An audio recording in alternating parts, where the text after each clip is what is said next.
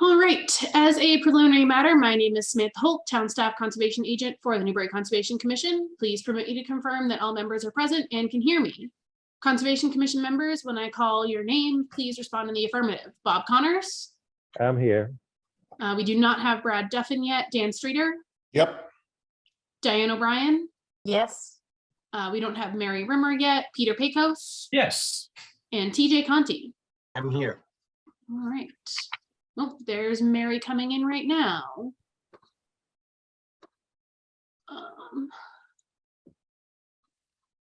There she is.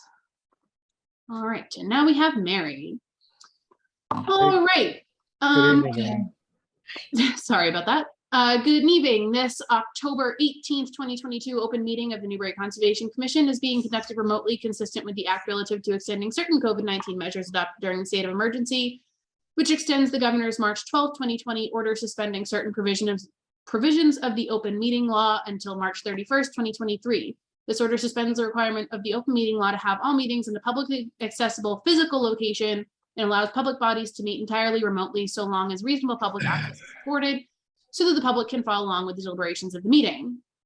Please note that this meeting is being recorded and that attendees are participating by video and/or telephone conference, and the recording will be available on the Newbury Access YouTube channel.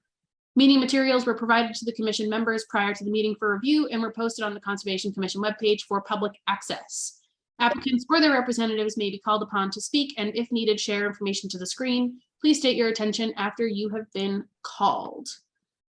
Before we turn to the first item on the agenda, permit me to cover some ground rules for effective and clear conduct of our business and to ensure accurate meeting minutes. The chair will introduce each speaker on the agenda. After speakers conclude their remarks, we will go down the list of commission members, inviting each by name to provide any comment, questions, or motions. Please hold until your name is called.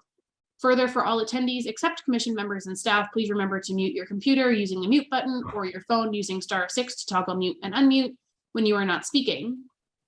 Please use earbuds or earphones with tablets and cell phones. Please remember to speak clearly and in a way that helps generate accurate minutes. Please be aware that video participants can see you and that you should take care not to screen share your computer. Anything that you broadcast may be captured by the recording. For any response, please wait until the floor is yielded to you and state your name before speaking. If commission members wish to engage in discussion with other members, please do so through the chair, taking care to identify yourself when you wish to speak. There will be an opportunity for public comment and questions during public hearings. After commission members have spoken, we will afford the public an opportunity to comment and/or ask questions as follows. I will seek questions and comments through the Zoom raised hand function. For video conference participants, to raise your hand, hover over the bottom of the Zoom window below the photo gallery and click on the yellow hand that appears. If you don't see a yellow hand, click on the participants button. A list of participants will open on the right, on the display on the right. And at the bottom of this participants area, you will see an option to click on a raised hand function.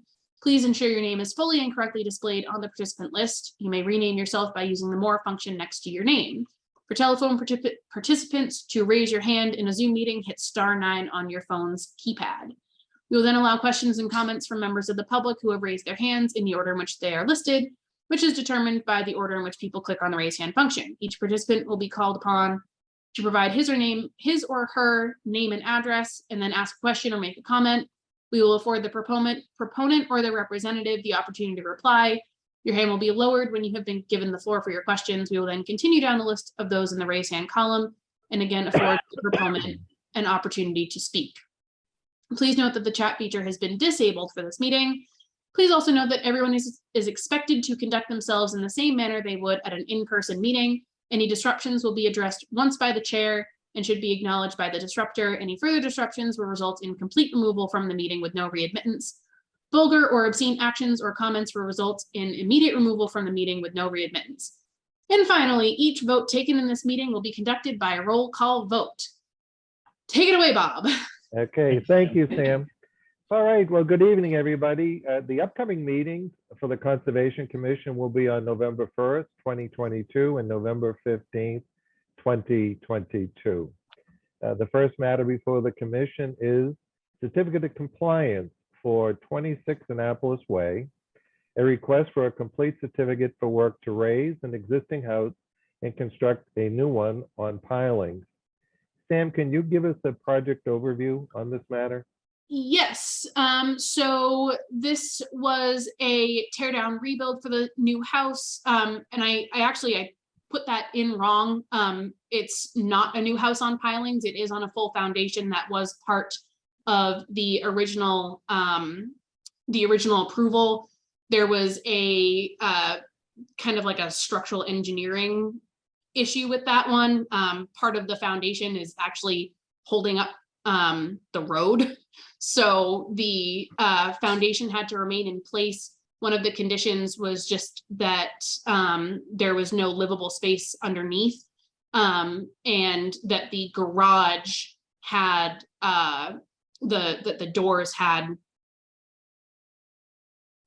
flood vents. Sorry. And I did go out there and take a look at this one. This one was a little bit funky. We found the order of conditions on the registry. It was recorded, but unfortunately this was an old file. And it appears to be one of the ones that had to be destroyed after some flooding. It was a damaged file. So we, lucky enough, James Stanton, who is on the meeting tonight, the current owner, did have really good records kept, which I thank him very much for. It made my job a lot easier when I went out and did the inspection. We went through and took a look at everything, and it looks like everything was done in compliance. Mary actually worked on this one with him. You wrote a letter for him confirming that the plantings that were required were done in compliance, and those are all still in place as well. And like I said, we do have Jim on the call in case anybody has any questions that I might not be able to answer. Okay, Sam, do you have a recommendation on the request for a certificate of compliance? Yes, so it was a request for a complete certificate, and my recommendation would be to issue a complete certificate. Okay, I see both Pat and Jim Stanton on the line. Jim or Pat, do you want to add any comments to this?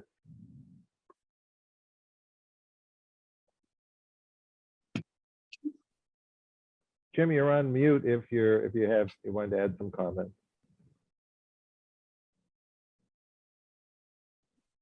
Okay, well, hearing no comments from the petitioner. No, he's trying, Bob. Yeah, well, you know what? Why don't I open it up to questions when Jim is online. Jim, I see you there. I'm on now. Okay, well, welcome, Jim. Any comments you'd like to add to Sam's introduction to your request? No, I think Sam covered it all very well. Fortunately, we did have a number of records that indicated that all of the steps required by the Board of Zoning Appeals and the Conservation Commission were met. Apparently there's an open order of conditions that we would like to close out by requesting a completion certificate. Okay, thank you, Jim. Brad, welcome. We're on the very first agenda item, the certificate of compliance for 26 Annapolis Way. Sam has just opened up and give us a quick overview and has made a recommendation to issue the certificate of compliance. Thank you, Bob. Thank you, Bob. I apologize for my tardiness. I was having difficulty getting in. We need cell phone coverage out here. We need a cell tower on the island, I think. You can put one on top of my house. Mary, are you going to recuse yourself where you had provided some letter? Yes, I mean, that was back in 2012, but yes, I need to recuse myself on that. Thank you. Okay. Pete, any questions or comments you'd like to add, or questions for Sam or for Jim Stanton? No, I'm good. Thank you very much. Thank you, Pete. Brad, any questions? Oh, good. Thank you. Dan, any questions for Jim or Sam? Okay. Thank you. TJ, any questions? No questions. Diane, any questions for No. Jim Stanton? No. Okay, and the chair has none. Sam, any follow-up questions on your part? Nope, I am all set. Okay. Do we have any members of the public that have any questions? I do not see any hands up. All right. Is there a motion to approve the certificate of compliance for 26 Annapolis Way? So So moved. moved. Do we have a second? Second. Okay, roll call vote. TJ, Yes. Pete, Yes. Brad, Yay. Dan, Yes. Diane, Yes. and the chair votes yes. Thank you, Jim. Good luck. Okay, next order of, just make sure, certificate of compliance. Okay. Certificate of compliance for 26 Annapolis Way, a request for a complete certificate for work to construct partial upward expansion. Sam, can you provide a project overview on this matter? Yes, yep, so this one it's a 22. partial second, sorry, what? I think Bob said 26. It's He 22. did. Yeah, 22. 22, yes. excuse me. Yep, so this was for a partial upward expansion. It's a partial second floor added onto the existing structure. It was a very straightforward original order. I did do the inspection for it last week and everything looked all set. And my recommendation would be for a complete certificate. Okay, is anyone here for the applicant? I don't believe so. Tom Hughes did the request for it, but I know that he's pretty much the entire Newburyport agenda tonight. So I think he was Okay. gonna have a hard time getting in for this one. All right, well, why don't we open this up to questions from the members? Mary, any questions for Sam on No. this project? No, I don't. Thank you, Mary. Pete, any questions for Sam? No. Brad, any questions for Sam? All good. Thank you. Dan, how about yourself? Any questions? Thank you, Dan. TJ, any questions? No questions on this one. Nope. Okay, Diane, any questions for Sam? No. And the chair has no questions. Sam, any members of the public have questions or a raised hand at this point? On this matter? Not that I can see. Okay. Hearing no further questions, is there a motion to approve the certificate of compliance for 22 Annapolis Way? So moved. Do we have a second? Second. Second. Roll call vote. All those in favor say aye. TJ? Aye. Pete? Yes. Brad? Aye. Dan? Yes. Mary? Yes. Diane? Yes. And the chair votes yes. Okay. All right, next order of business, certificate of compliance for 6 Riverfront, a request for a complete certificate for work to raise and replace an existing house. Sam, can you provide a project overview on this matter? Yes, so this was also a tear down rebuild. There was a replacement of some patio. I did get a letter from Everett Chandler, who did the as-built. There were a few changes. The patio is slightly larger than it was proposed. The driveway was slightly larger. And some of the utilities out in the front of the house were not included.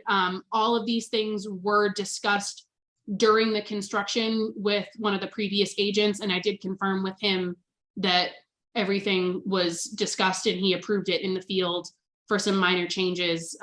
Most of it was just that, you know, some of the configurations of like the driveway and the patio were not working out from what was approved. A couple things were actually, it was the original approval was a little bit vague intentionally, it seemed like, to allow for a little bit of flexibility with it. But everything was approved in the field by the previous agent. The request is for a complete certificate, and my recommendation would be to issue as such. And we do have the homeowner in the audience as well, if anybody has any questions for him. Okay, does the homeowner have any questions or comments they want to add before I open it up to the members for questions? No, sir. Thank you for the time. Okay, thank you. All right, questions from the members. Mary, any questions on this request? No, I don't. Thank you, Mary. Pete, any questions? No. Brad, any questions? No, thank you, Mr. Chair. Dan, any questions? No questions. TJ, any questions? All set. Diane, any questions? No, And the chair has no questions as well. Sam, any members of the public have questions or comments or raised hands? Nope, we are all set. Okay. Well, hearing no further questions, is there a motion to approve the certificate of compliance for 6 Riverfront? So moved. Is there a second? second, Okay, roll call vote. All those in favor, say aye. TJ, Yes. Pete, Yes. Brad, Aye. Diane, excuse me, Yeah. yeah, Diane, Yes. Dan, Yes. Mary, Yes. and the chair votes yes. Okay, now the next matter before the commission is violations of Wetlands Protection Act, violation of Department of Environmental Protection regulations. 195 High Road, notice of violation, digging in wetlands, installing what appeared to be piping, pump, and/or fountain equipment on town property. The WPA forbids any individual to remove, fill, dredge, or alter any bank, riverfront area, freshwater wetland, or swamp without first securing the proper approvals and permit to perform said work. The matter before the commission tonight is no such approval or permit has been applied for or issued at this time. It's my understanding that the piping, pump, and/or fountain has been removed. Seems to me, team, the commission has 2 options going forward. 1, issue an enforcement order, or 2, consider an administrative order memorializing the facts of this violation, confirmation that all added piping, pumps, fountains, and equipment have been removed, and a site visit in the spring of 2023 by the conservation agent assessing if any further action by the commission is necessary on this matter. Sam, I see that Mr. Brennan is present. Yes. I'm here. Yep. Mr. Brennan, do you want to add some comments? That tonight, the only matter before the commission is what I've stated, which is just the actual performance of work without a permit or approval before it was undertaken. Sure. Can you confirm that whatever you had put into the wetland has been removed? Well, As far as the piping, Not- plumbing, or wiring, or fountain?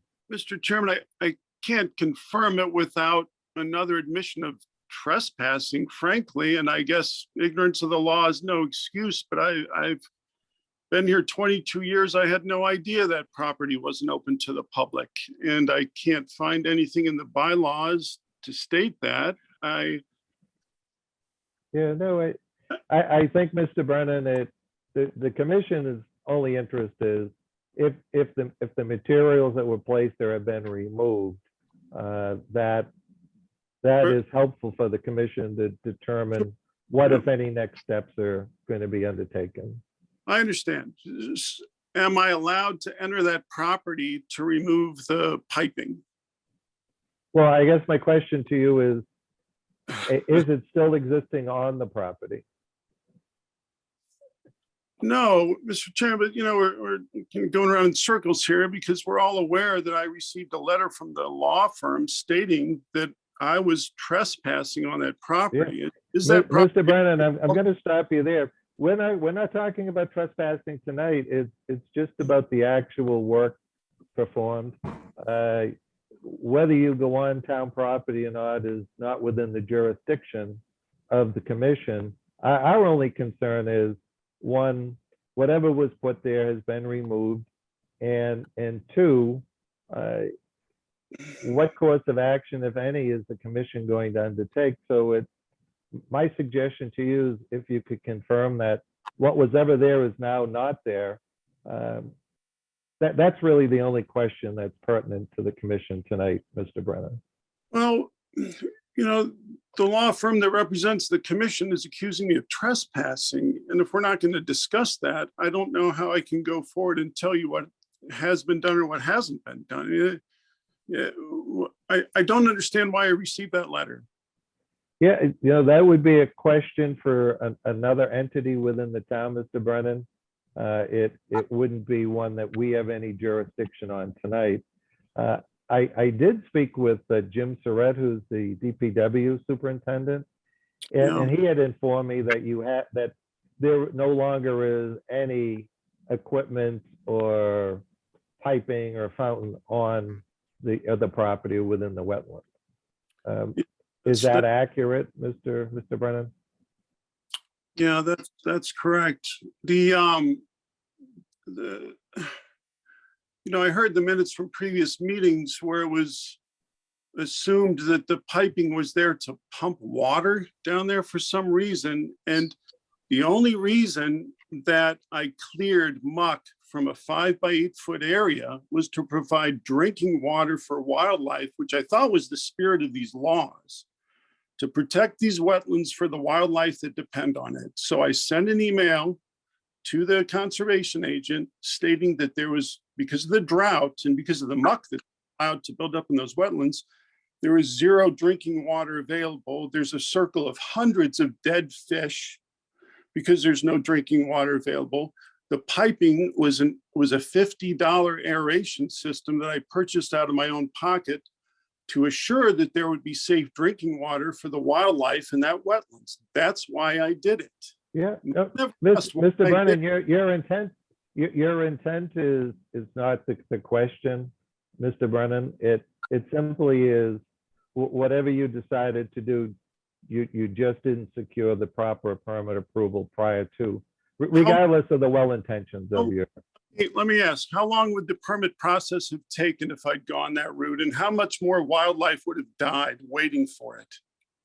Because I got no response when I asked, what is the town's plan for drinking water for the wildlife? Who dies in the drought? It's the wildlife. It's hard to watch. Mr. Brennan, I'm going to just remind you one more time, and it'll be my last. The only matter before the commission tonight is the work that was performed without a permit or prior approval. And that's the only matter we're addressing. All of your other comments are not helping us get to a decision on what next steps we're going to consider. I think the big point is whatever was placed there with the best of intentions has been removed. And to be honest with you, that's the main question before you tonight, and you've confirmed that in conjunction with James Surratt, Superintendent of Public Works. Yeah, well, the laws state that we can't fill the wetlands, and yet the town can neglect the wetlands, allowing them to fill up with 2 feet of muck, and wildlife dies. And where's the spirit of the law? The letter of the law, sure, I'm not supposed to move any of that muck, but I freed up drinking water for the wildlife. That's why I did it. That's what's important. No, Mr. Brennan, again, I'm not questioning your best intentions. I've lived here for 2 years. I've seen no evidence that the town has done anything to either clean that place or maintain it or protect the wildlife. I've removed hundreds of pounds of pressure-treated lumber from there, nips, basketballs, trash. I told all this to Sam. I've made sure that the vegetation can grow on that 40-degree bank, so there's no soil erosion. I report wildlife that's destroyed it. I listen to the meeting, and everyone laughs about the duck issue. Mr. Brennan, again, this is going to be my last warning to you. We're here to talk about the lack of a permit or approval before you undertook the work that you performed. Now, my suggestion to you at this point would be, we're not going to address any other matters other than those specific points as I have mentioned. Do you have anything else to add regarding the lack of a permit or approval?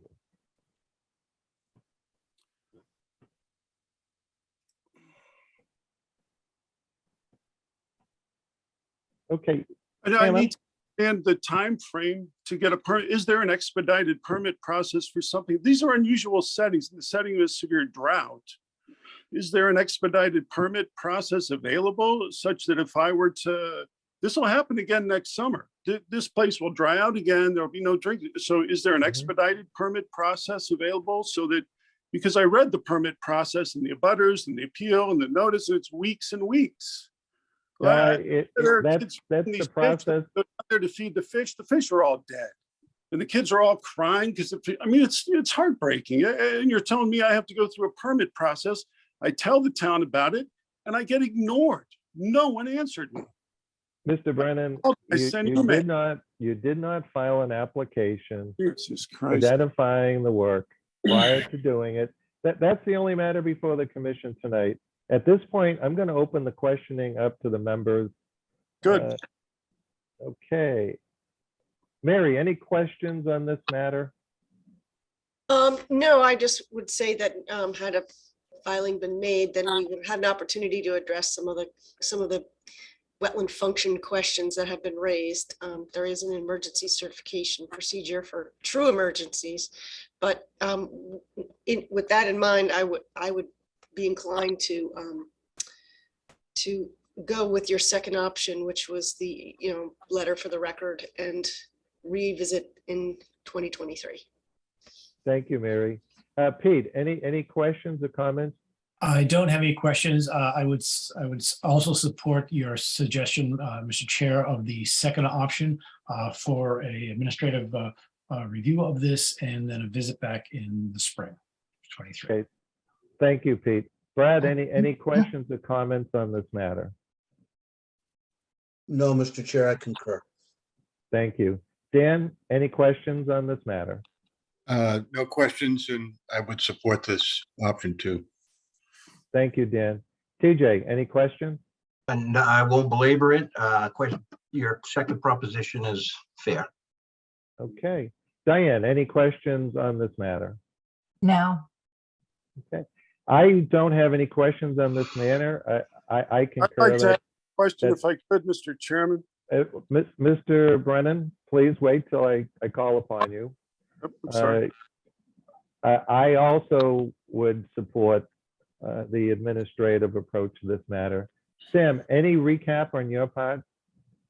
No, I'm again with all of you guys totally in favor of the option to just go with an handle it administratively. Okay. Mr. Brennan, I'm going to make a suggestion.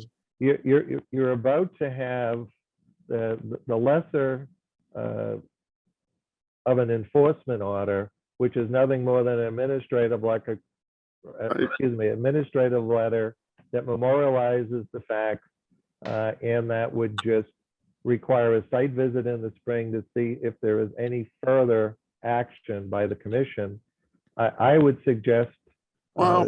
I Okay. would suggest that's your best option, Mr. Brennan. Yeah. And Mr. Chair, would you like a motion? I would. Do we have a motion to issue an administrative order memorializing the facts of this violation? We have confirmation that all piping, pumps, and fountain equipment have been removed, and that a site visit in the spring of 2023 by the conservation agent assessing of any further action by this commission is necessary on this matter. So moved. Do we have a second? Second, Okay. Roll call vote. Mary, Yes. Pete, Yes. Brad, aye. Dan, Yes. TJ, Yes. Diane. Yes. The chair votes yes. Mr. Brennan, this matter resolves itself in the spring of 2023 with no further activity without a permit or approval. If you have some ideas or you want to proceed in a process, contact the conservation agent and get the process rolling. I have Right no now, this confidence. matter has been resolved in the I most have zero efficient. confidence. I'm sorry. I have zero confidence in contacting the conservation agent. When I asked Lisa Mead where she got the information that property is not open to the public. She told me she got it from the conservation agent, who full well knows that property isn't closed to the public. Mr. Brennan, again, I'm going to close this matter. The only matter before us was the No, I'm lack not. of a permit and approval. Thank you. Okay. Right. It's beyond 7:15. Okay, next matter before the commission, request for determination of applicability.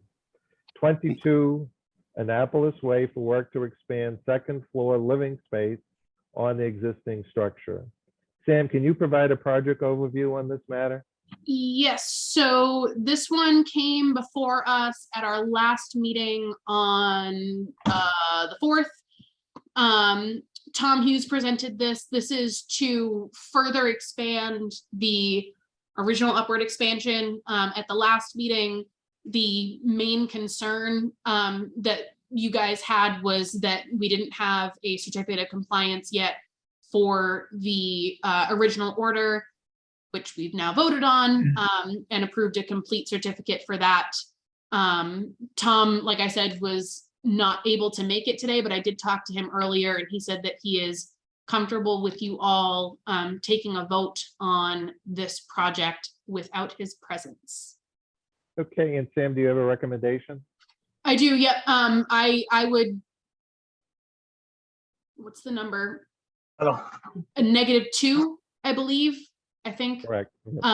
For work within a resource area that will not alter it.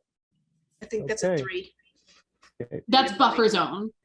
Okay. I believe Yeah. -2 is work within a resource area. that Right, alter. that was one of the matters that the DEP analyst had brought to our attention on another Plum Island matter. Team, if you recall, Tom Hughes had brought this up before the commission at our last meeting, and the commission's preference was to address the certificate of compliance prior to considering an RDA for the additional work. So that's where we're at. Why don't I open this up to questions? Mary, any questions on this project? I would just ask Sam to confirm once again for me that the previous work that received the certificate of compliance, along with the additional new work, would not trigger the bylaw for elevating the structure. Yep, I believe that they, that the applicant spoke with the building commissioner, sorry. My brain's not working tonight. They did speak with the building commissioner who did confirm that this would not trigger the substantial improvement. Was the question regarding the cumulative effect of both projects or just this project, do you know? I don't know. Okay. If we want to, I can let Tom know that we're gonna table this for now and we can bump it to the end of the meeting when he's able to come in. If we want to ask him that question, because he might have a better answer for that. If you guys are interested. Okay, why don't we go around and see, get all the questions from the members, and then collectively we can decide what the next step would be or to delay. Pete, any questions on this request for an RDA? No, I'm just trying to recall the last meeting's discussion. And this time I don't have any questions. Okay, thank you, Pete. Brad, any questions on this matter? No, just comment. I think that we did pretty much beat this horse dead in the last meeting about the work that was being performed. It was more a procedural issue that I think I brought up about being uncomfortable approving this without having the previous permit closed out. So I'm in favor of moving forward and approving. Okay, thank you, Brad. Dan, any questions on this matter? No questions. Thank you, Dan. TJ, any questions? Yeah, just a quick question procedurally. If when Mary brought up about this triggering the 50% rule, is that with the building inspector? Would that then trigger something back to the conservation committee to have to look at? Yeah, so if it triggers the substantial improvement, if it triggers that 50% rule, then the house has to go up on pilings, which it's currently not. So that would be something that that Then typically you have to come back the and building start all inspector over. does those, the building commissioner assists with those calculations based off of the building permits and the assessed value of the structure. You know, what's interesting with all the new assessed values out here, the 50-50 rule plays probably less of a role because all these properties now have certainly gone up substantially in value. TJ, anything else before I move on? No, that's it. Thank good. you. Diane, any questions on this matter? No, I remember it from before. Mhm. So the only question I have, Sam, is Tom spoke to the building inspector, and the building inspector confirmed that it didn't. I would assume if the building inspector had determined that this matter exceeded the 50-50 rule, that Tom would be in here on a NOI looking for a order of conditions to meet that request of the inspector. Right, and I believe that he said in the last meeting that it didn't trigger that when he spoke with the building commissioner, it didn't trigger the substantial improvement. But again, we can certainly wait until he can make it into the meeting to confirm that with him if it's the desire of the commission. And we do have, Brad does have his hand up. Brad, any further comments? Yeah, my understanding is we did discuss this. Mary, I don't know whether or not you were part of this discussion or you arrived late to that portion of it. Yeah. But they did discuss it. And it's also, and I could be completely wrong, but I believe that it's not incremental. It is incremental, not cumulative. So this particular permit, as I recall, would not trigger that anyway. And I think that's the ruling that the building commissioner also came upon. Thank you, Mr. Chair. Okay, so team, it seems we have two options. We could table this and await time to add clarification, confirming Mary's question, which I think is a good question. Or we can consider a motion to issue a negative determination. Can I make a comment? Yes, certainly, Just- Mary. I do recall, and I was present for this, anyway, I remember we did go circled around in it and we were generally in favor of it, that it was more administrative, waiting for the certificate of compliance. It is in a V zone.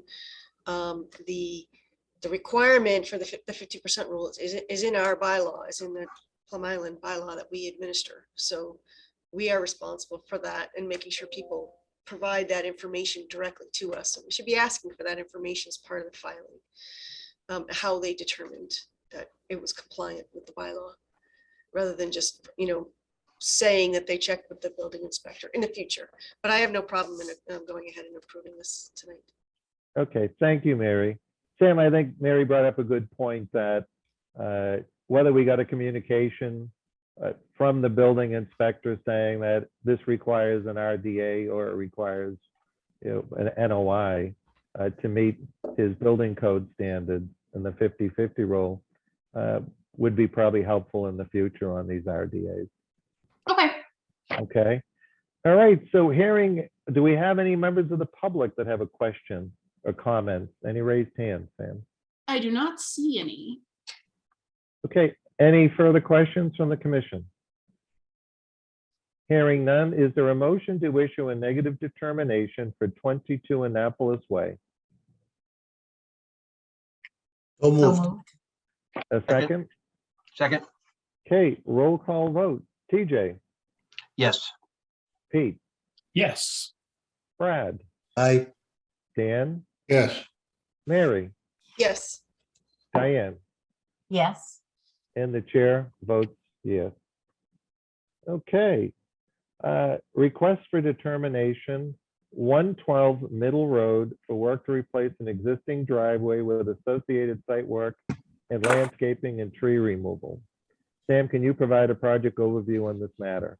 Yes, so this one is for, Tom just came into the meeting. I was just about to send him, give me 1 second. I want to let Tom know that he doesn't have to stay.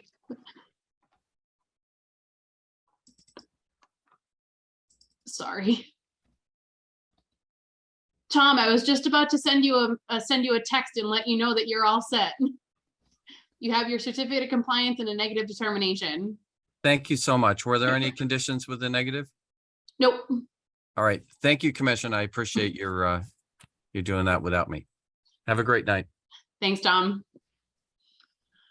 All right, so 112 Middle Road, the plan was to actually remove the house entirely and rebuild it, as well as all the stuff that goes with it. The only stuff that is jurisdictional for us is, I believe it's only about half of the driveway. I actually took a ride by this site earlier today. Everything up to the 100-foot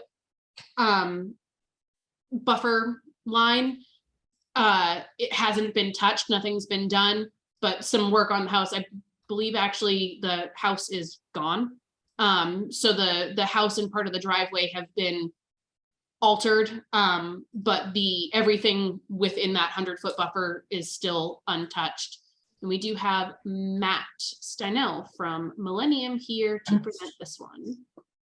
Okay. Matt, if you could give us your best 10-minute overview of this project, it'd be greatly appreciated. Absolutely. Thank you again, Commission. Matt Steino from Millennium Engineering. I'm going to bring my screen up so everybody can see. Everybody got that now? Yep.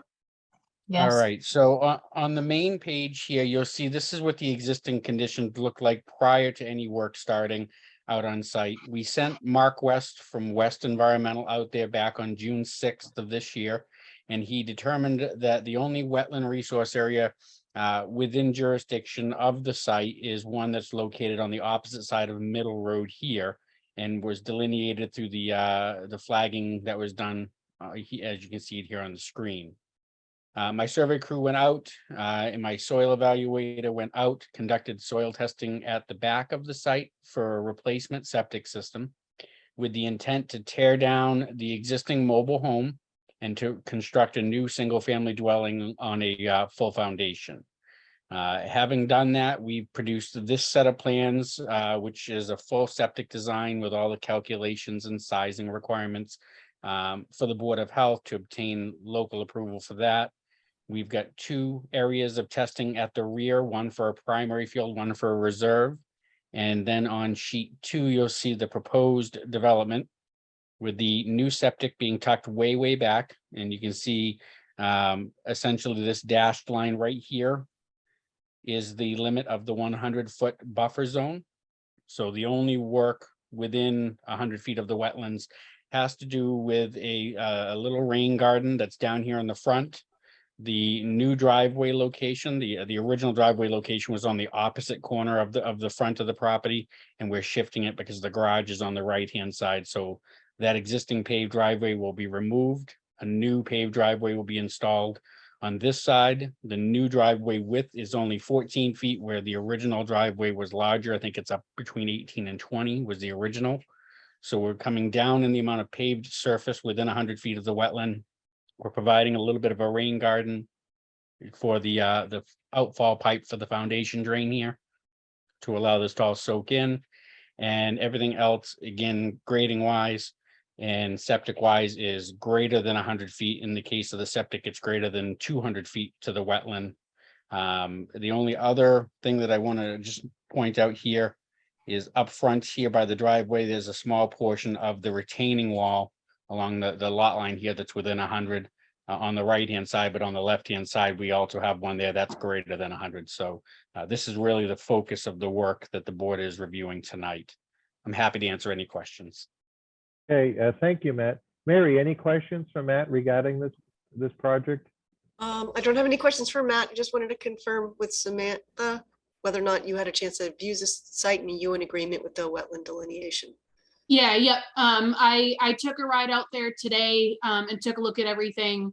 And I would agree with the delineations and everything. And I don't know if you saw the response to your email, the Yes. Wetlands out on the other properties are, Yep. I think, well outside of Yep. being an issue or Yep, being a otherwise, concern. yep. Thank you. And it looks pretty straightforward other than that. Thank you. Okay, thank you, Mary. Pete, any questions for Matt or Sam on this matter? No questions, thanks. Thank you, Pete. Brad, any questions for Sam or Matt? No, I'm good. Thank you, Mr. Chair. Okay, thank you, Brad. Dan, any questions for Matt or Sam on this matter? No questions, thanks. Thank you. TJ, any questions? No questions. Diane, any questions for Sam or Matt? No, Okay, and I have no questions either. Sam, any follow-up comments on your part? No, I am all set. I guess the only comment is that this one would be a -3 determination. Okay. If the commission so chooses to go that route. Sam, do we have any raised hands from the public at this time? We do not. Okay. Hearing no further questions, is there a motion to issue a negative determination, a -3, for 112 Middle Road? So moved. Do we have a Second. second? Second, Okay, a roll call vote. Mary, Yes. Pete, Yes, Brad, aye. Dan, Yes, TJ, Yes. Diane, yes, and the chair votes yes. Okay, thank you, Matt. Thank you. All right, the next matter, a request for a minor modification to the negative determination of applicability. Packer River Research Station, a request for a minor modification to a negative determination issued on 11/23/22. Sam, can you give us a quick project overview and an update as why this is back before us? Yep, so the original request was to leave the boardwalk that was installed to access the research, the data collection tower in the marsh. Request was to keep that boardwalk in place for the entire year for the duration of the work of the research. The original determination was issued with conditions that that the boardwalk had to be removed by no later than November 15th and couldn't be reinstalled before April 15th. So the request to leave the planking in was made for the purpose of limiting disturbance in the marsh. And I believe we do have Evan Vendren and Inka Forbridge here. So, and I believe, Evan, that there was a reason for it to be kept in as well, so that the researchers could get access to the tower year round to do data collection and to check on the equipment. Yeah, that's part of it. Hi, commissioners. This is Evan Vendren of DeRosa Environmental. Okay, good evening. Good evening. Thank you for having us back before you. I'm here with Inka Forbridge of the Marine Biological Laboratories. After the last meeting, Inka and I were talking, and we felt that we had more information to provide the commission so that they could have a better understanding on how this project is pretty unique for the area. We don't feel that it would set a precedent for other projects, and we provided a letter to you all. I hope you had the chance to read it, describing our reasons for hoping to keep the boardwalk in place year round and how it differs from other projects. If it's okay with the commission, I can share my screen and read that letter. the better Certainly. option. Okay.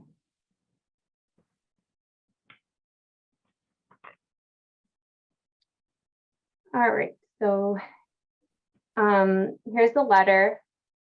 It reads, MBL researchers want to make sure that they preserve the health of the marsh and do not want to disturb the vegetation more than occurred during boardwalk installation last spring.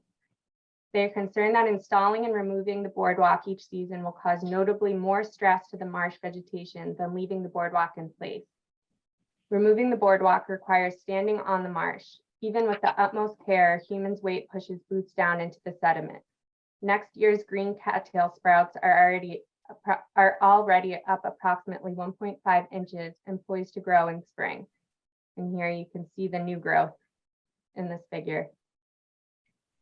Trampling them damages the marsh plants and will significantly set back plant growth next spring. MBL personnel recognize that the board is concerned about setting a more general precedent about leaving infrastructure in the marsh over winter. They outline below how our boardwalk infrastructure is different from a dock and why leaving the boardwalk in place is the best ecological interest of the marsh.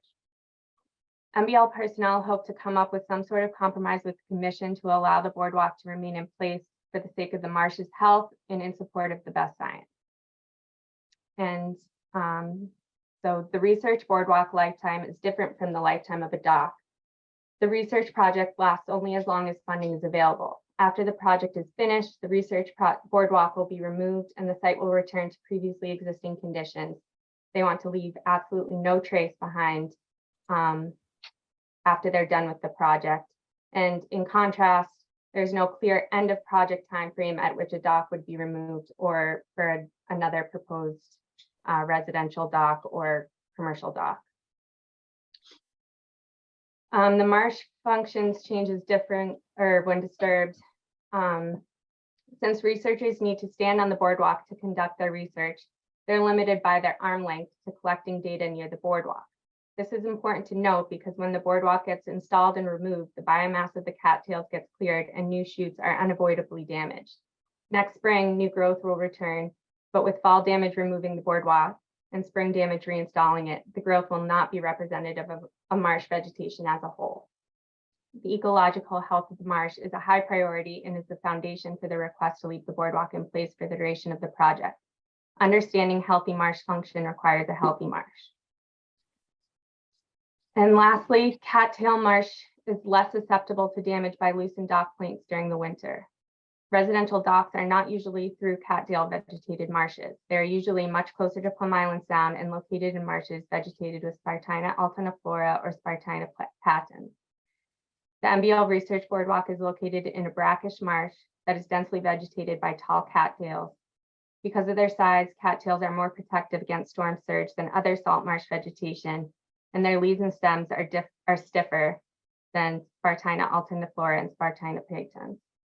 MBL will be happy to install stronger fasteners if the commission is concerned about the current construction to further ensure that the planes stay in place during overwinter storm events. And we do have, this is Google Earth imagery from July 3rd, 2022 to show the location. This is the boardwalk that they've installed. Here's the research tower and here's the solar panels. So as you can see, this location is pretty protected and is unlike the typical Spartina salt marshes that you see where residential docks are usually put in. And we do have the photos that we presented to the commission last time as well.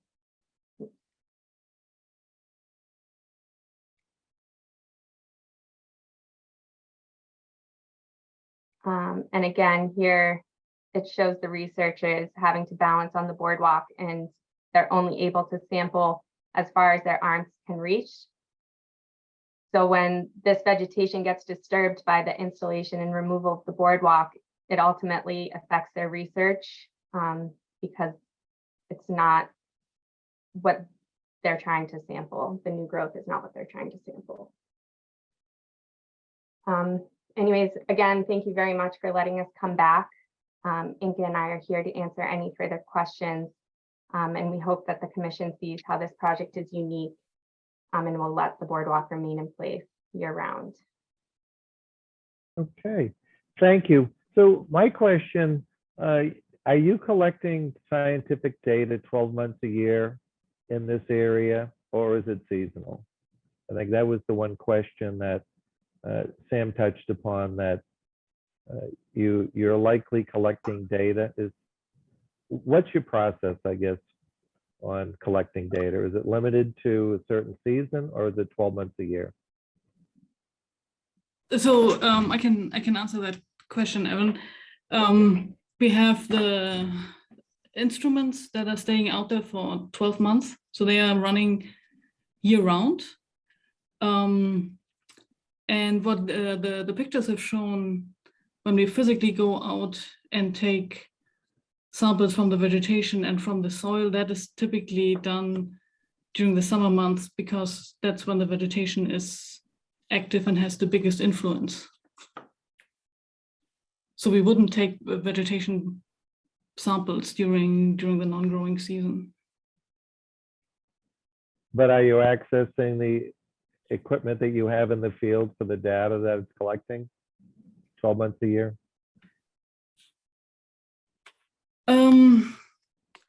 We have remote access to the stations, so an internet connection to make sure that everything is running. So we hope to minimize going out there during the winter, but in an emergency situation, we would walk out there. So in the case of equipment failure, or that you lost your internet connection, you'd be going out to inspect equipment. Yes. Okay. All right, anything else before I open this up to the commission for further questions?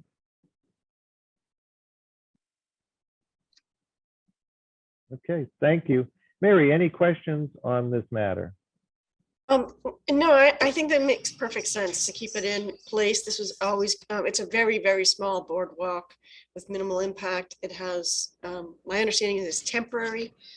I can't remember if we conditioned the decision that it would be for 5 years only and then removed. But that was my recollection, that this is, we could certainly revisit that at the end of this, the whatever the term was that we allowed this to be constructed for, to see whether or not, if funding is available, if they want to extend it or revise the boardwalk. But I think allowing them to continue to keep it functional throughout the winter makes a lot of sense, and for the reasons described. Thank you, Mary. Pete, any questions? Couple comments. Evan, thanks for this presentation. I think it's a little bit more helpful because it explains to the commission how you're going to be collecting data, at least not instrument-wise, where you have to actually stand on your platform and be within his arm's reach. I don't think we had that type of information. I think we didn't know, I think, how this was working, the research piece. The second piece that's helpful is you've established, or you've helped the commission with this quandary of setting precedent. And this is a little bit different because this boardwalk would be in a protected area for a defined period of time. And I think, Mary, I have the same recollection. I think it was 5 years. It was. I just found cool. the. Yeah. So we have something that has a unique reason for being there. With one of its major goals is to be able to collect data within an arm reach. And I didn't have knowledge of that. So I think this presentation has helped the board or the commission to understand that and appreciate that. Thank you. Thank you, Pete. Brad, any questions? Yeah, Pete, no, thanks for bringing that up. I did not recall that there was a defined commission, but defined date. But one comment that I think Inca made was, as long as there's funding available. So what happens if this funding goes on for incrementally 5-year increments for the next 50 years? Would research still continue with this? And would we be looking at replacing the existing gangway that goes out there with a more robust gangway that might evolve as your research evolves? So Brad, one question I have for Sam. Sam, this is an RDA, so it's good for 3 years, correct? Right. So it's good for 3 years. We did condition it that all all the stuff that was associated with the research project would have to be removed after 5 years. That very specific number is in the conditions. And while I do appreciate Brad's his looking to the future for things like this, that's an issue that we tend to see with some other boards as well. We can't really work based off of what ifs and hypothetical future situations necessarily, unless it's a permanent structure that we know of already. So and excuse me, Sam, but that's my point exactly. So this structure is, in my view, rather permanent, no different than if you go back to that Google Earth map and go to the homes, if you reduce that down a little bit and go to these homes that are here, there you go, right in this neighborhood, or off to the left of that neighborhood, right? Yep. No, but right over there. So I'm just thinking those 3 houses, if I was a homeowner there and I wanted to have access to the river for a floating dock, because it is navigatable, that section of the Parker River, I don't see how this would be any different than one of those folks requesting an RDA to do exactly what these folks have done. I'm just playing the devil's advocate here. Yeah, so Sam, if my question was a simple one, they're required to come back in 3 years to renew the RDA. Because we can't extend an RDA can't be for longer than 3 years, correct? That's not, the RDA is to construct it, so it would have been constructed within 3 years. So, but we gave them the ability to use it for 5 years. After 5 years, because the structure doesn't comply with pier and dock guidelines. It's not elevated. It's not permittable as a permanent structure. So after 5 years, we gave them some leeway because of the important nature of the work, because it was a research-based project with fairly small amount of impact, to allow this to occur. But after 5 years, either if they needed to continue to use it and it became obvious that it needed to be a permanent structure, then they'd need to come and re-permit it, and it might need to be revised in terms of its design. Okay, thank you, Be my Mary. next comment. Brad, any further comments before I move on? No, Mr. Chair, thank you. Okay, thank you, Brad. Dan, any comments or questions? Sam, looking at the the approval, whatever you want to call it, was there a requirement to come in or issue a report with photographs every year? Yep. On the installation and removal, every year there was a requirement, to do a summary report, which I would say if the commission is comfortable with allowing the boardwalk to stay in year round, that in my letter approving the modification, I would just add some language that the summary report is still required, roughly in that time frame of the original installation and removal. So sometime in April and sometime in November, that there would still be a summary report required. That way we can monitor the health of the marsh and that, there's no damage that's directly related to having the boardwalk installed. It would just be more of a sometime roughly around April 15th and roughly around November 15th. Yeah, I mean, I think I'm pretty comfortable with the reporting. And given the fact that the boardwalk is 1.5 to 1 height to width, I don't know what we were thinking at the time about the removal, other than perhaps this is ACEC. The standard is no adverse impact, no adverse effect. And, we were just trying to minimize the potential effects that this might have. So again, I think I'm comfortable with the conditions that we originally had there and going with not removing the boardwalk. Okay, thank you, Dan. TJ, any comments or questions? Yeah, just, I mean, obviously I wasn't there 11 months ago when they were in front of the board, but and to your point, Dan, I don't know what you were thinking about, but you did put the restrictions in there that they had to come out. And so to come back now and say, you know, that in itself is setting a precedent that if you don't get the answer you want at one meeting, just keep coming back until you get it, kind of scares me a little bit too. I know it's for scientific purposes, but I just think we need to be careful how we tread.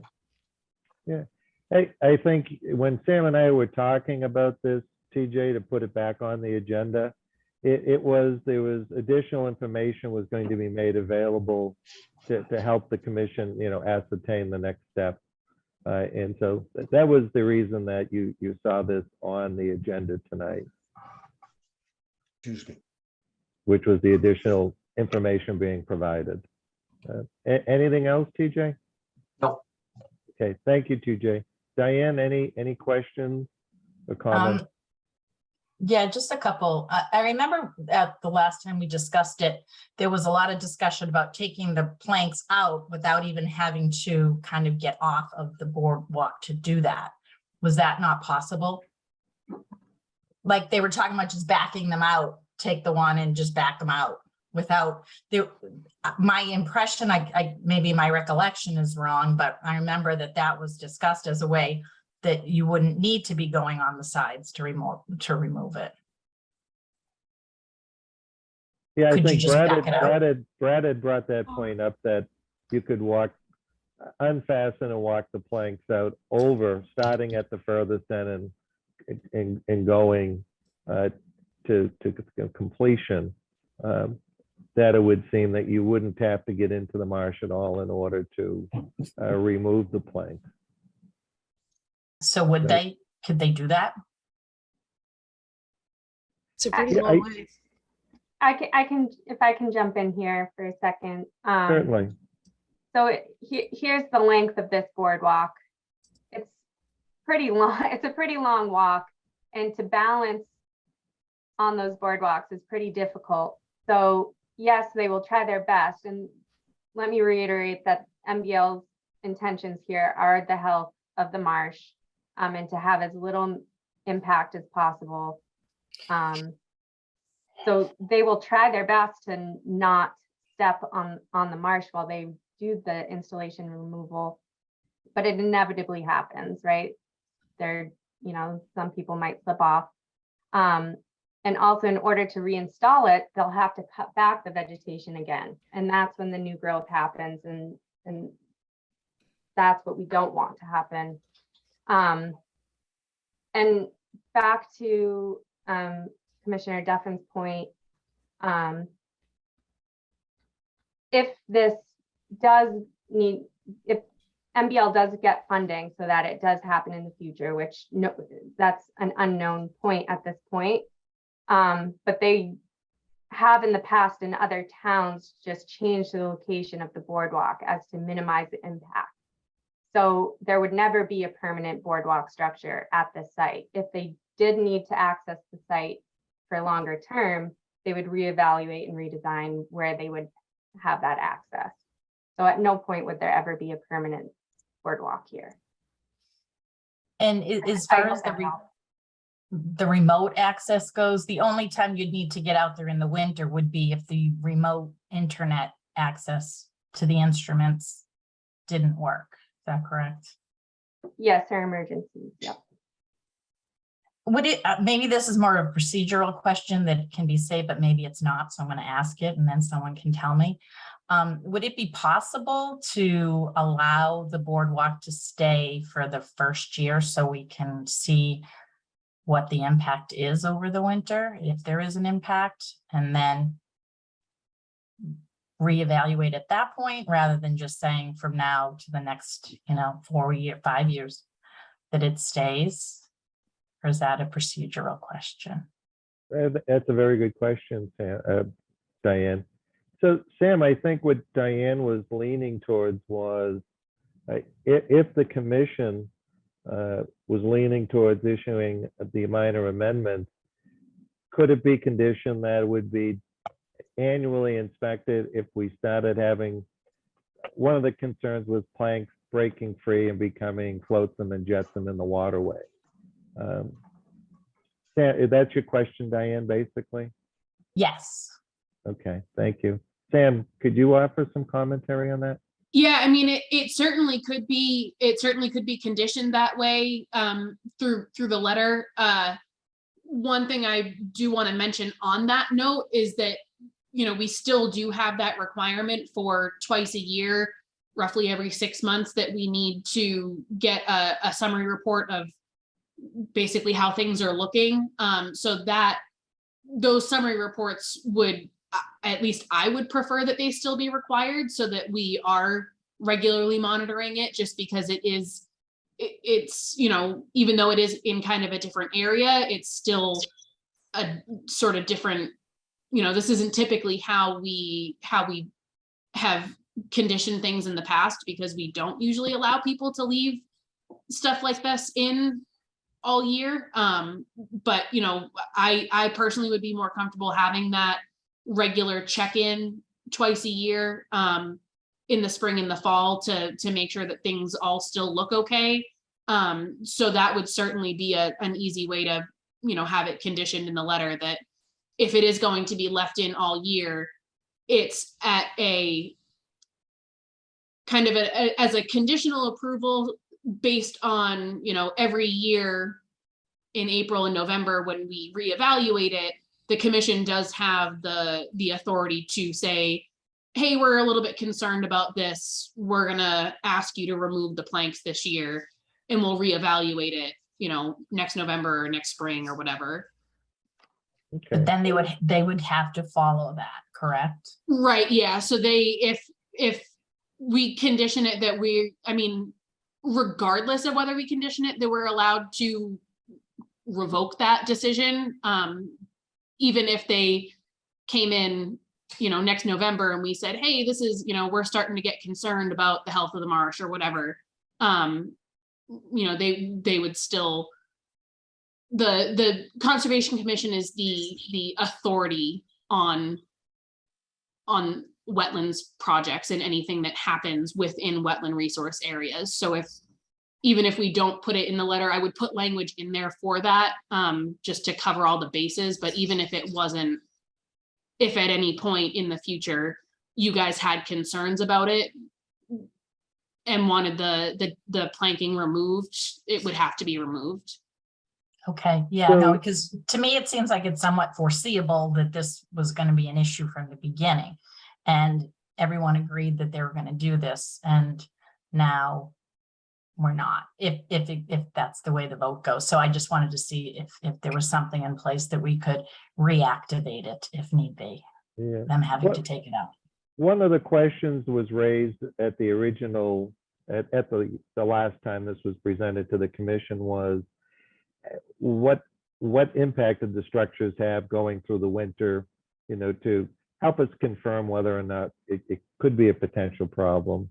And where it had not gone through a winter because they hadn't been constructed yet, that it would seem to me that giving this a 1-year trial to see how adding the additional fasteners, there's some 6-inch fasteners that are hurricane fasteners by strong ties that might be recommended or considered. And I think we could revisit this as long as we can do the minor amendment and be able to look at this back in the spring. And then Sam, you'd be the trigger to determine whether or not there was a need or a reason for these planks to be removed prior to the winter season of 2024. So Mary, I have a question for you. What would be your recommendation on handling this in the amendment so as to be able to give the commission a second peek at this next spring to determine whether or not any concerns that have been raised were, hadn't appeared, but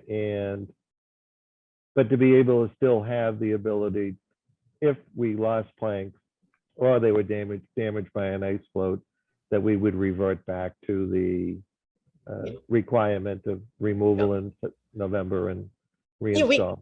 Yeah, we can handle that through just a letter describing that, this change modification to our enforcement of the determination is, has been modified to allow this structure to remain in place throughout the winter, provided we get reporting and inspections by Sam at a certain interval and the applicant as originally agreed to. But there isn't really a formal process for amending a determination of applicability. The whole point of an RDA is that it, a negative determination is that it doesn't have an impact, and if you do it in a certain way, that it doesn't have an impact. So once we agree that it's not an impact, you're limited in what kinds of conditions you're allowed to put on it because you've already made that determination. So it's a kind of a funny situation where obviously you can amend an order of conditions, but I really think that in the scheme of things, this is a very minor impact. It's through cattail marsh, which is very sturdy and grows back very quickly. And I think, I have to agree that trying to remove I don't know why we agreed to it, or I don't remember all the reasons, but to try to remove all the planks all the way back to the river every year seems, like it does have potential for significantly more impact along that corridor there. So, as long as it remains a temporary structure and that it's entirely removed in 5 years, then I'm in favor of modifying our determination via a letter saying we're modifying it. Okay, so actually just submitting a new RDA, cleaning up all this wording, wouldn't that be the best approach to do this? Where that we would just eliminate the removal of the planks. I don't see the need to hold another public hearing on it, but I mean, that's up to the rest of the board. I don't know, opening up, having them refile it and all the material again, where we have an outstanding determination. It's just kind of a field adjustment, really, is all they're looking for. So it's a minor modification, and we can just agree to it that this is an agreed upon modification to the terms of the determination. One of the downsides of conditioning determinations of applicability is that you get into these situations where you can't easily modify them, which is why that's discouraged. Okay.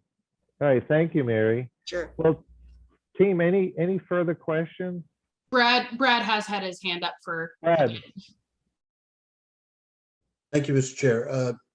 Just a point of clarification, maybe it's a question to the applicant. Is the only access to this boardwalk via the Parker River? By boat, yes. The applicant can walk all the way from Orchard Street through this Great Meadow Conservation Area to get there, but it's quite the hike. And so if it's by boat, the chances of a boat going out there in the winter are somewhat diminished rather than access during the better weather months. Is that correct? Correct. And your comment about accessing by foot, now just not to be a curmudgeon, but wouldn't that be the same thing as same damage to the marsh as it would be, as you described, removing the planks if you walked through the Great Meadow into the marsh? Yes, that's why they do it by the boat. Okay, so then the access during the winter months are probably not going to happen. Is that correct? In the event of an emergency and they need to access, they will, but it is unlikely. Okay, good. Thank you. Thank you. Thank you, Mr. Chair. Okay, any other questions, team? If I could make a comment as well. Yes, This just certainly. Popped in, Thank you, Bob. Pete. Yeah, thought just popped in, I think they, having equipment, they are gonna need access in the wintertime. I mean, if something goes down, they're gonna have the ability to get out there. Just by the fact that they're gonna be collecting data remotely, it's like anything else, you're gonna have a plan in case something goes wrong with that equipment. So, I think this is a learning process going through this type of an application for a research sort of thing. These are the pieces you put together as you have something. You identify that there's something that wasn't considered when you first put the plan together, and you have to modify your plan. So the more I think about it, if there's equipment out there, they're gonna have to be able to get access to it in the wintertime. Thank you. Okay. So team, it does seem to me that if we can handle this in an administrative fashion, I go back to if all this information was submitted and the request was made back in November 23rd, 2022, the board may have agreed at that time. From my perspective, giving this a 1 year, see how it works, make sure it doesn't create any navigational or other problems with the wood, ice, and water, would seem to be the way to go, at least from my perspective. All right. Anything else? Anything else that anyone wants to add before we? Sorry, I don't know. Diane had her hand up. I don't know if you still had a Oh. question. Yeah, Well, go I ahead, Diane. did, but then I think at the end of Bob's talking, he answered it. I was still unclear if we could do it for 1 year or not, because then when Mary started, she was kind of saying you put conditions like this on it and it gets tough. So I wasn't clear if we could set, like before we closed the public hearing, I just wanted to get clarification. Can we do it conditioned upon you getting your summary reports and revisiting it, or not Yeah, I don't- revisiting it, but just letting it go unless Yeah. you come forward and say it was bad. I don't think it would necessarily need to be conditioned that way, just because there is, the commission does, reserve the right to request that, that it be changed, and that the planking does get removed if, as a group, you decide that there's, too many potential hazards, or, that we've had too many issues with it, or whatever. For whatever reason, the commission does still reserve that right to say, no, we want you to take the planking out. We're gonna, revoke that permission that we gave you to leave it out there year round, which would be based on the review of the summary report every year. Okay, And thank you. TJ's hand up too. Okay. Team, anyone else? TJ? Just expanding on Brad and Pete's comments about the emergency work that would have to be done on any equipment that's out there.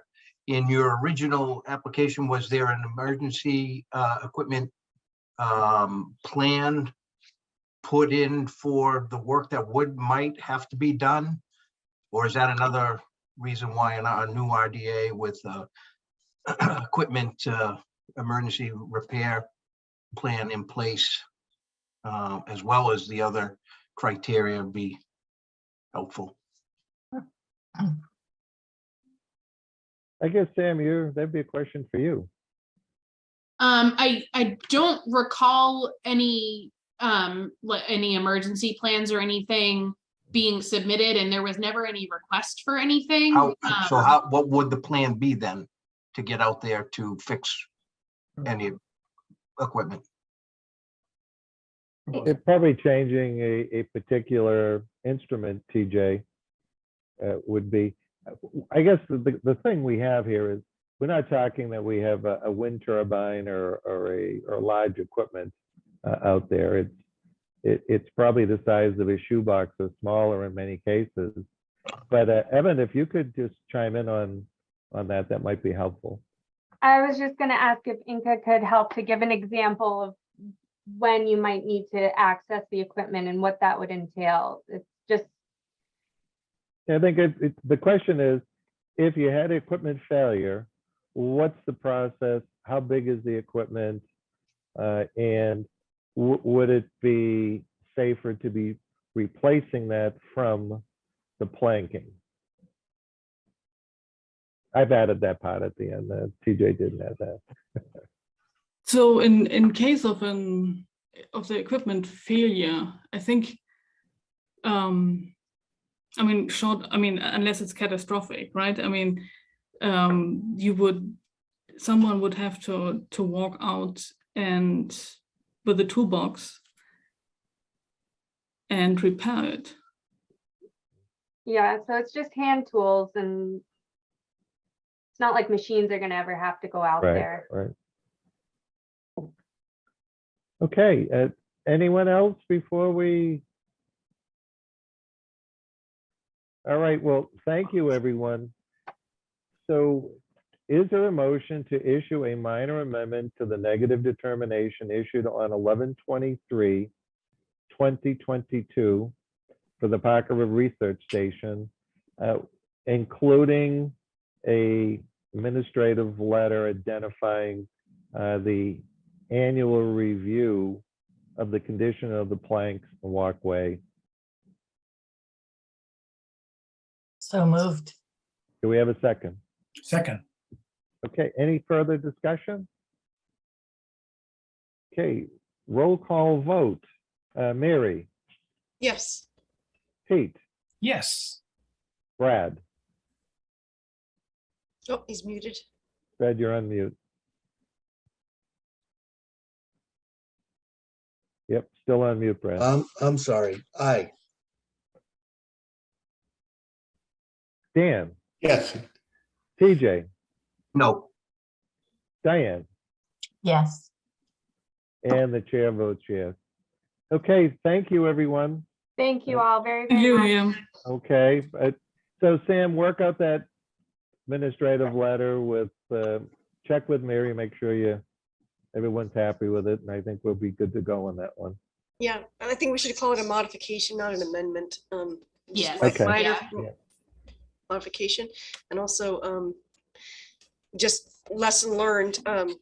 When we get an RDA and we feel the need to condition it a lot, then it's probably needs to have a notice of intent instead. Yeah.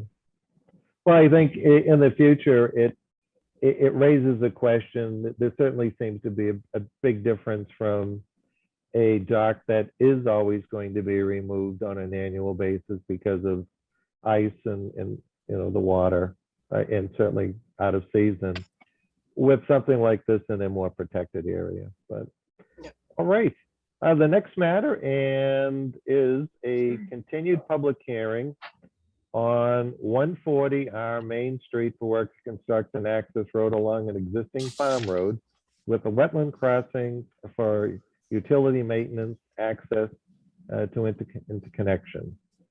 The applicant has requested a continuance of this public hearing until November 1st, 2022. Any questions? Actually, We need to make a motion to continue. yeah.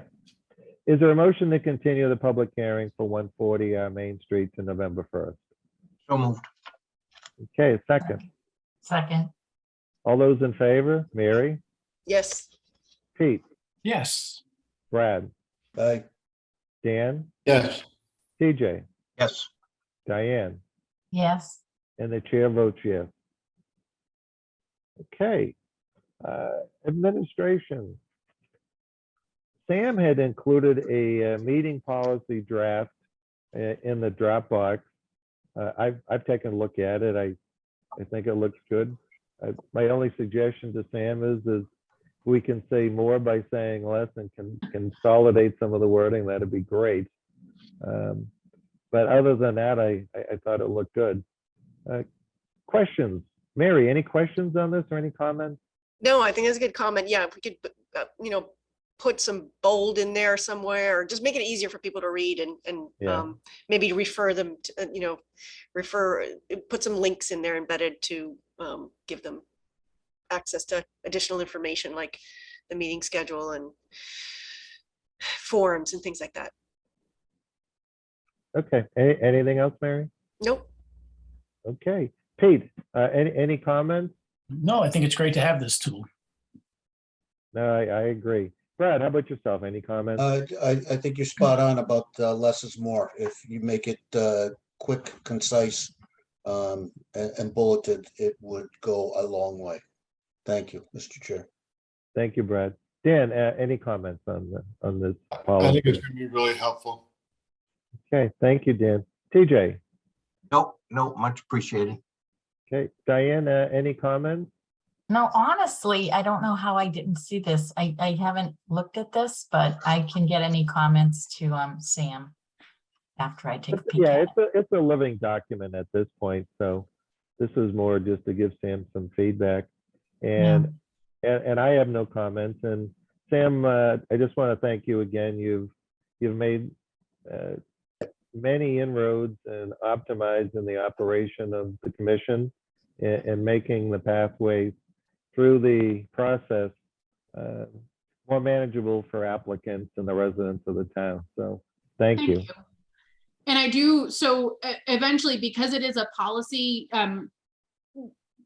it would be best to eventually have it voted on. It can obviously remain as like a, we can go back and revise it as needed if things change. But once I have it, I'm gonna work on a little bit more over the next couple of weeks and add some links and try to, kind of shorten things up a little bit as I can.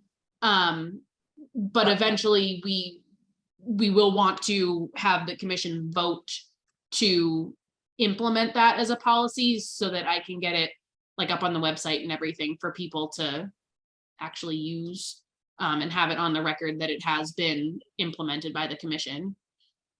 Okay. Once it's final. Thank you, Sam. Sam, any other reports or updates you want to provide? You missed Brad. He had a comment. Yeah. Brad, I'm I sorry. was just gonna say that. Brad? So can it be a guideline rather than a policy? Does it have to be a policy?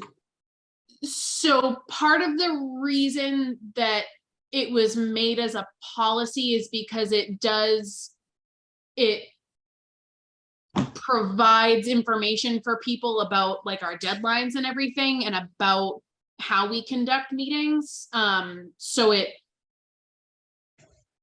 making it a policy rather than a guideline makes it not necessarily enforceable, but almost makes it a little bit more enforceable. The only reason I ask them is because sometimes policies require a greater level of approval, and they're more difficult to change. If it's a guideline, as Bob said at the beginning, it's a living document. You are our gatekeeper for all of the things that comes before this commission. So it's really what you want that helps us streamline and simplify our jobs as reviewers of all of these applicants. So if you think that it's something that's important, I personally would prefer to have it as a guideline, something that you can change, that we can discuss administratively without us constantly having to vote on any of those That actually changes. makes a lot more sense. I think you're right. It would probably work better as a guideline rather than a policy. Keep it as a guidance document for applicants, and then it can be, you can tweak it from time to time and keep us updated, I think would be probably the preferred. To your point, Mr. Chair, let an applicant come to the full commission and complain about Sam putting a backstop up against them coming to us, and I think that applicant might not necessarily get the result that they're looking for. Yeah. No, enough said, Mr. Chair. Thank you. Yeah, no, Go back on mute. I think it's a good way to go. And anything else, Sam? Any other business? Not anything that I want to get too in depth on. I did get an email from Mary earlier, and it was on something that I actually noticed myself as well. Mary had some concerns about a project ongoing at 84 Boston Road. I actually drove by that today and said to myself that something doesn't quite look right here. I brought it up to Martha Taylor, the planning director, to work on figuring that out and figuring out what's going on. I believe she is going to reach out to Joe Swarka, who does the consulting for a lot of big projects that are ongoing with conservation and planning. He's one of the engineers that works with us. So we're gonna work on figuring out what's going on out there. And Martha and I are gonna try to get a site walk set up with the applicant to take a look at the site all together. Once we get that figured out, I will let you guys know what the plan is. I don't want to get too much into it because I'm not 100% sure what the issues are, but we're gonna figure it out. Okay, yeah, I think if you do your site visit with Martha and just report back your findings, and we can go from there. All right, team, it is 8:37. Brad's got his hand up. Sorry.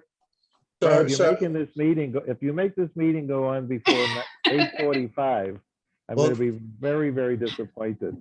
Well, Mr. Chair, that was going to be part of my question. At what point do you see us getting back to 12 meetings a year rather than 26? You know, that's a question we can all ponder